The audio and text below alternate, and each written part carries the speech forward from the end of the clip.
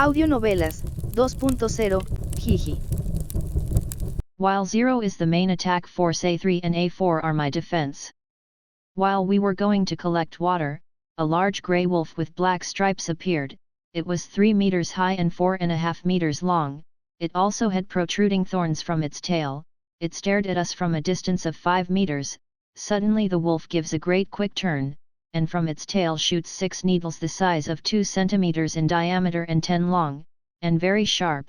0 destroys 3 of the 6 needles that the great wolf shot with the short shield. The remaining 3 were stuck in the large iron shield that A3 had while protecting me. I could probably dodge the needles, but it is better to ensure my life than leave it to chance. The moment A3 protects me, A4 runs towards the big wolf with his sword in hand. A4 tries to cut the big wolf, but the wolf responds by dodging A4 and biting his arm by bending it. A4, losing his sword, clings to the big wolf's mouth like a dog muzzle. The big wolf gets distracted trying to get out to A4. 0 seizes the moment and sticks his short sword into the big wolf. The big wolf's skin is quite tough and the sword barely pierces his flesh. 0 quickly kicks the sword fast cuts, nailing it deeper. The big wolf tries to scream in pain, but A4 keeps holding on with great force. A3 doesn't move from my side. He puts my safety above all else. His dedication makes me happy somehow. The big wolf kicks 0, turning him to the side, but as a result of the cut caused by 0, the great wolf tries to vomit blood, but as A4 keeps his mouth closed, he begins to choke on his own blood. After 10 seconds of desperately turning his head, he falls to the ground without strength. I merged 2 of the wooden carts to create a bigger cart and put the big wolf on it. While we were walking, I found 7 apple trees. I was happy. Finally I can eat something other than bland meat. I collected a couple of apples for carry. When I get to the river and cut down 6 trees, I combine the wood with the cart, and in the end I got 3 big carts. For me it was a bit heavy, so A3 and A4 had to push the cart for me. While we came back we dug up a tree of apples so that it is close to the mine. Upon arrival we planted the tree in a nearby place in the cave. Then I created 2 more automata, called it A5 and A6, then recharged the others and I was able to recharge a bit to 0. Apparently my amount of magic power increased, much more to compared to before. That big wolf must have been strong. Then we started to create a crop area, the size of 1 square kilometer, and on the other side we started to create an apple plantation and future fruit trees that we find. After recharging my magic power, I commanded A6 to chop down trees with an iron axe he created, and as he brought the trees to me I created wooden fences for A5 to start creating a protective fence around future crops, and recharged my magic power. C1 to keep an eye on A5 and A6, for when they run out of magic power or I can go get them. We leave A3 and A4 defending the place while I with A1 and A2 continue digging. As we excavated, I began to shape the environment to creating a kind of underground house, making the floor with wood with artistic designs. I was also creating a big wooden bed with a big fur blanket of the big wolf. However big and fierce it is, its fur is quite soft and comfortable. Also create chairs, tables, and many other things. While I was dismantling the big wolf to use its fur as a blanket, I could see some kind of crystal inside the big wolf's body. As I currently don't know what it is, I kept it in a wooden chest that I created, and after 2 hours of digging, I was outside managing the place to put the apple trees. 0 He rushed out of the cave. Before it was a cave, but now it is a small underground house. 0 He was carrying a small amount of mithril in his hands, measuring 10 centimeters in diameter. It's a small amount, but I'm very happy. If the mithril can store exaggerated amounts of magic power, I can use this small amount as a rechargeable battery, and charge the automata automatically, recharge to 0 for 10 seconds, and then I charge the mithril stone, with all the magical power I can give it. Of course I stopped before vomiting. I am incredibly baffled. If that small amount of mithril can with all my magical power, how much will it be able to 0?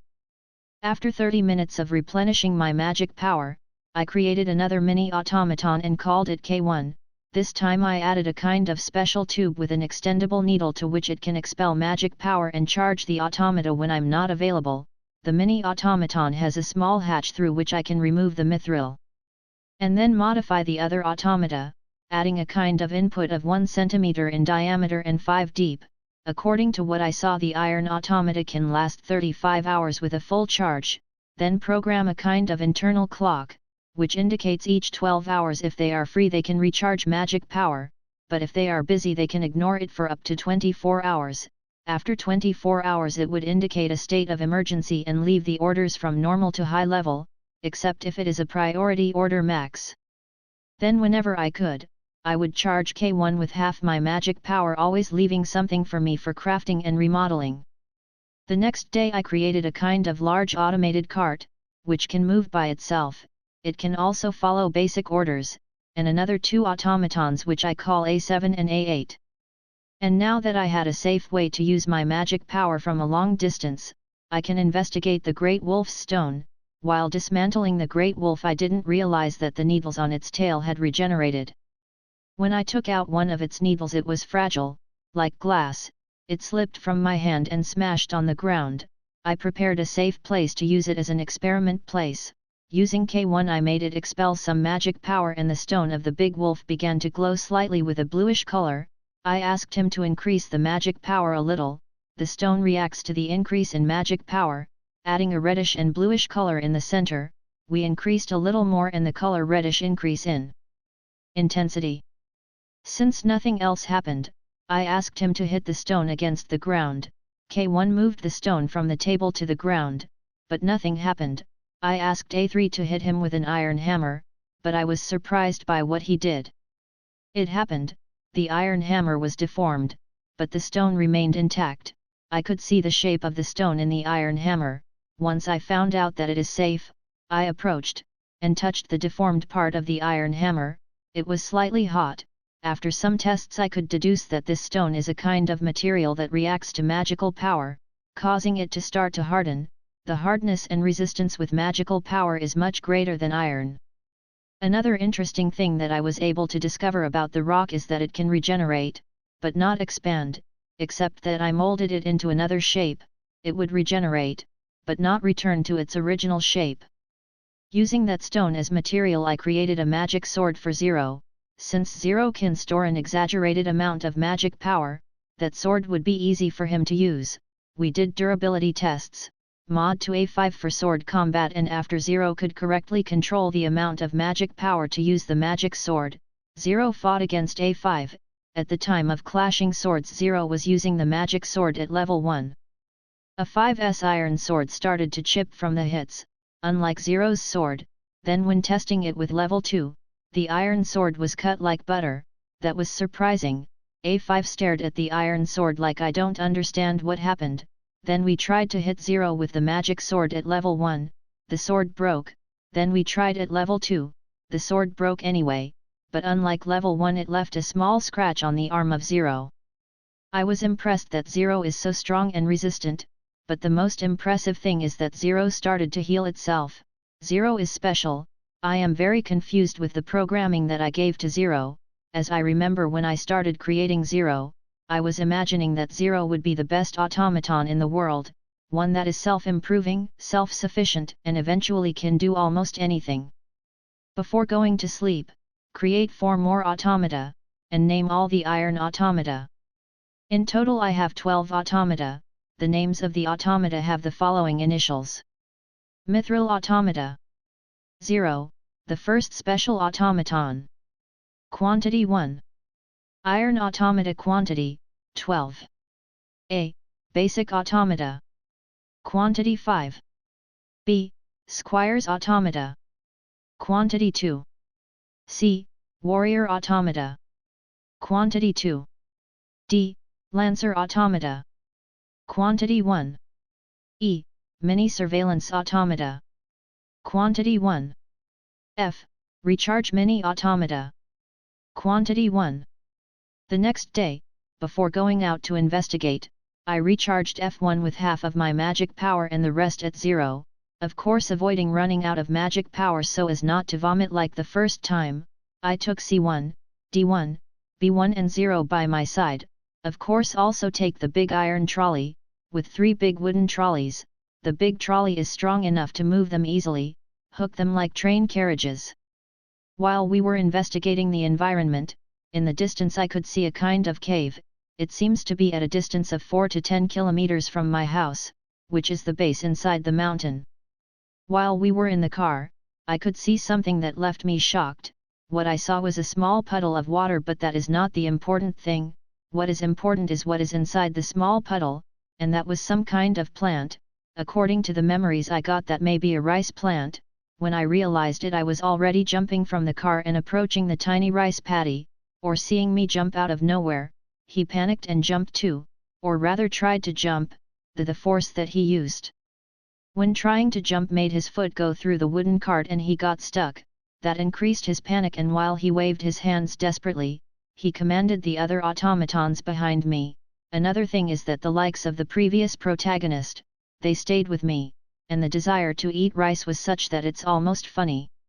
When you arrive you can see that, if it was rice, the great and precious rice, since I had nothing to remove the rice with, when I turned to grab some wood I could see Zero raising his hands, as if asking for help, and the other automata you were behind me, completely ignoring Zero. Ha ha ha ha ha, I couldn't help but laugh. Apparently Zero didn't want to damage the cart even more. I reassure Zero that I was pouting at my impulsive behavior. After a few seconds of pampering Zero, I model the wooden cart so that Zero can get out and then return it to normal, then create 4 wooden buckets and an iron shovel, shape the 4 buckets so that they can fit correctly inside one of the wooden carts. I filled them with water and rice plants. Upon returning we ran into a normal wolf, but it was quickly pierced by D1's spear. After that, upon returning to the base I began to make preparations to create a rice paddy. When I return, reload to F1 and the rest to 0. Then create 4 iron shovels. And I made 1 2 3 4 and 5 help me dig a part of the soil to later fill it with water.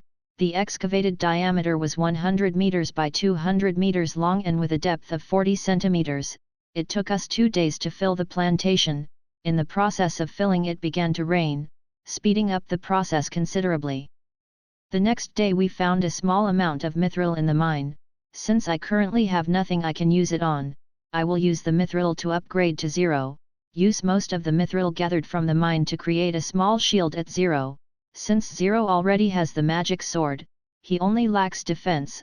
I know that 0 has the natural defense of mithril in his body, but I prefer to prevent him from taking damage in a battle, and that 100% of him. He was super focused when molding the mithril. Besides, I was super attentive to my magical power. When I finished creating a shield that regenerates itself, it cost me almost all my magical power. Luckily this time I was able to resist the urge to vomit. This shield believes it because the great wolf's attack that attacked us before, its thorns stuck into the iron shield and apart it smashed an iron arm. And this shield, it has the ability to change shape. Usually it is a gauntlet, but 0 can change it into a shield. This way 0 can deal big blows and protect himself at the same time. The shield is round and has a diameter of 1 meters long at its maximum capacity. Everything will depend on the situation in which 0 finds itself. I could see 0 dancing with happiness for his new gauntlet. After mining and finishing planting the rice paddy, we went to see the cave that I saw the day before, and I am in the habit of creating 2 automata per day, recharging to 0 and the rest to F1. On the other hand, when I was not attentive, the automatons found a small vein of gold, some few flint rocks, mineral coal, some mithril, and more iron. Save everything. The next day I took with me 2 flint stones, a bit of wood, water, and wolf meat. The departure was calm, without wolves attacking us or bothering us. Upon arrival I could see a large cave. It was 10 meters high and 14 meters long. I couldn't see an end. The cave, apart from being big, went down. I wonder if this is some kind of undiscovered dungeon. According to the animes that are in my memories, dungeons are dangerous places where one can find monsters and traps, but the most important are the treasures and the floor bosses. With intrigue I entered the dungeon. B1, Squire Automaton, C1, Warrior Automaton, and D1, Lancer Automaton. They were ahead, with 0 behind. It goes without saying that I was in the middle. After the first 3 minutes of entering the cave I could see 2 species of small rock golems. These golems were 2 meters tall, had thick arms and a rather thick body, compared to my automatons that were 1 meter tall. They were gigantic in comparison. I was somewhat uncomfortable by the situation, but I quickly gasped at what happened. The golem hit my automata, but B1 the squire automaton stopped the blow quickly, and D1 the lancer automaton pierced it with his iron spear. This iron spear is 2 meters long and has a diameter of 20 centimeters thick. At the moment D1 hit him with the spear, the rock golem began to crumble. The other golem tried to hit D1, but C1 quickly cut off his arm, and later with a big jump he cut off his head, but he stood up and tried to counterattack. Once D1 recovered his spear, we could see that there was a kind of ball on the tip of the spear. Whoa, that's the golem's core. I want to experiment with that core. I quickly order that they not attack its chest. After a few seconds C1 left the golem in the shape of a little square. Then I approached and transmuted my sword into a kind of small beak, and I started to chop what's left of the golem, exposing its core. After the core was exposed, I covered it with an iron and kept it in the cart just like the broken core, except that it didn't need to be covered because it was broken. Then we spent 3 hours in the dungeon defeating various golems in the process, until we found some kind of door. I ate an apple and entered the door. When we entered, it slammed shut, almost giving me a heart attack. At that moment some kind of weird circle appeared, and in that circle an iron golem appeared. It measured the same as the other golems, but unlike the other golems, this one was made of iron. Its arms and legs were less thick, but more defined. Once he noticed my presence, he quickly ran towards us. His speed was twice as fast as the other golems. B1 tried to parry the iron golem's strike, but B1 was pushed back 2 meters, and the iron shield got dented by the golem's fist. C1 saw this as an opportunity and tried to cut the iron golem's arm, but the iron sword bent and pushed the golem's arm. The golem made a counterattack to C1, giving it a big kick that I sent it flying. While C1 was shot, D1 tried to pierce the iron golem, but the tip of the spear was flattened. Due to the surprise of his flattened spear, D1 could not dodge the slap given by the iron golem. Once B1, C1, and D1's offensive was destroyed, the iron golem charged towards my side, but quickly Zero got between me and the golem. Seemed somewhat annoyed. Quickly Zero cut the iron golem to pieces with the magic sword at power level 2.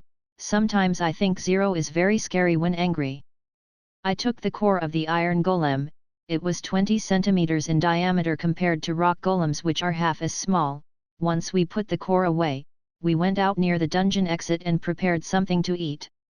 When we finished eating, we returned to the base to start the investigations. On the way out we eliminated a wolf.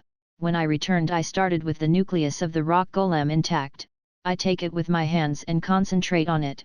As I have the ability of magic circuits, I can create magic circuits, but what I didn't know is that I could also see and modify them. It's kind of like having an application design, creation and editing application. After 1 minute of deep concentration on the rock golem's core, I was able to understand how it works. Apparently it possesses the ability to absorb dungeon magic power and self-regeneration. It has a predetermined base size and body measurement. It uses the collected magic power to create the body and keep going. Honestly, only one thing surprised me, and it's useful. What I'm talking about is the absorption of magic power from the dungeon. As this core was created by the dungeon, it is connected to it, and has access to the energy that the dungeon itself absorbs from the surroundings. Then I continued with the nucleus of the iron golem, and I was surprised by one of the formulas it has. In summary, the body is a mixture of iron with a percentage of carbon of 0.25%. Yes, I was surprised by the idea of the combination of materials that never occurred to me. I'm a fool. Ha ha ha ha ha ha, magic is the best. I create some coal with alchemy magic. It seems to cost me 20 times the amount of magic to create a material as opposed to modifying it. I grab some iron and combine it with some coal by 2%, creating the mythical Damascus steel. I molded the Damascus steel into some springs to add to the cart. As they were too hard, I had to reduce their amount of carbon by a smaller percentage. I decreased it from 2% to 1% coal. That greatly decreased the rebounds due to bad terrain, and thus increasing the maximum speed that can go without problems, and we returned to the base. Once we got back, I started modifying all the automata. Using the large iron reserves and some mineral coal, I increased the size of the automata from 1 meter tall to 2 meter tall. Of course, I combined all the automata with coal by 2%, converting them from iron automata to Damascus steel automata, increasing their hardness, agility, and mobility. I did the same with the weapons and tools. I also made a mini automaton that has the core of the iron golem and a mithril stone inside. I added a special formula to the mini golem. It has the ability to absorb the magical power of the core of the iron golem. Golem locked inside it and transfer it to the mithril stone. Apart from that, it has the possibility of digging and hiding in a hole, but I don't think it's necessary since the rock golems of what I think is the first level only attack at close range distance, and I think the mini golem will be fine, but just in case it will have one warrior golem and a squire golem as guardians. On the other hand, I am making a large wall in the shape of a circle that extends to more than 100 kilometers in diameter and having the base as the center. Currently we are using the mountain as material, and I am making 4 large Damascus steel gates as the entrance. An exit for now, then I will think of different ways to maintain my future city. I plan to create a city that can hide underground. Imagine that out of nowhere the ground opens up and an entire city buried from the ground begins to appear. I get excited just thinking about it. The forms of the steel automata also change, and they look like real high-tech Damascus steel golems. At first glance they can be seen to have an intimidating aura and postures. Apart from how their size increased, their weapons also increased in size. For example, the warriors possess a 1.5 meter long sword, the squire possess a 1 meter sized reinforced shield, and other changes.